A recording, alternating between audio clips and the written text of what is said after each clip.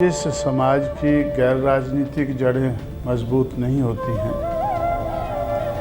उस समाज की राजनीति कामयाब नहीं हो सकती। कांशी राम जी है साथ साथ, सारे मिलके चलो रे, सारे मिलके चलो, सारे मिलके चलो।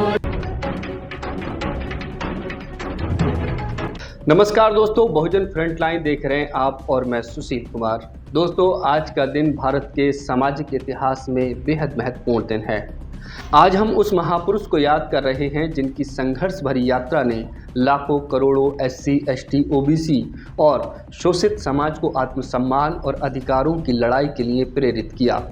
हम बात कर रहे हैं बहुजन नायक मान्यवर कांशीराम साहब जी की, जिनकी आज जयंती है। दोस्तों, मान्यवर कांशीराम जी का जन्म 15 मार्च 1934 को पंजाब के रोपड़ जिले के एक छोटे से गांव में हुआ था।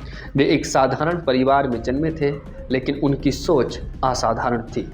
उच्च शिक्षा प्राप्त करने के बाद वे एक सरकारी संस्थान में कार्यरत हुए, जहां उन्होंने सामाजिक भेदभाव को बेहद करीब से देखा और अनुभव किया।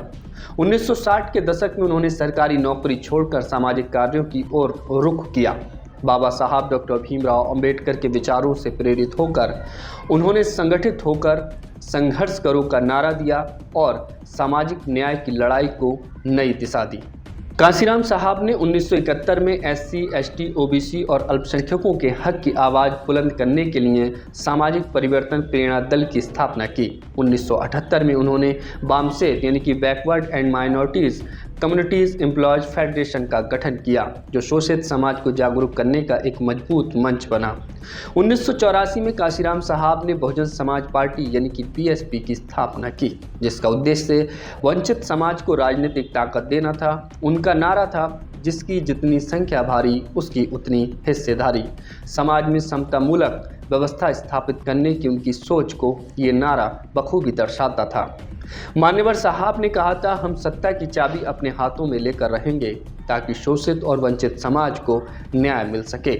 आइए अब कुछ मान्यवर कांशीराम साहब की महान उपलब्धियों के बारे में बात करते हैं। पहले नंबर पर SC, ST, OBC को संगठित कर उन्हें एक राजनीतिक शक्ति बनाया। दूसरी बात, सामाजिक और राजनीतिक चेतना जागृत करने के लिए कई आंदोलन किए। तीसरी बात, कांशीराम साहब के नेतृत्व में बसपा ने उत्तर प्रदेश और कई अन्य राज्यों में मजबूती से अपनी उपस्थिति दर्ज कराई। 1995 में बसपा की सरकार बनने के साथ ही पहली बार SC वर्ग की मुख्यमंत्री सुश्री मायावती बन गई। कांशीराम साहब का जीवन हमें ये साफ संदेश देता है कि अधिकारों की लड़ाई केवल संघर्ष से ही जीती जा सकती है। उन्होंने बहुजन समाज को आत्मसम्मान और राजनीतिक पहचान दी।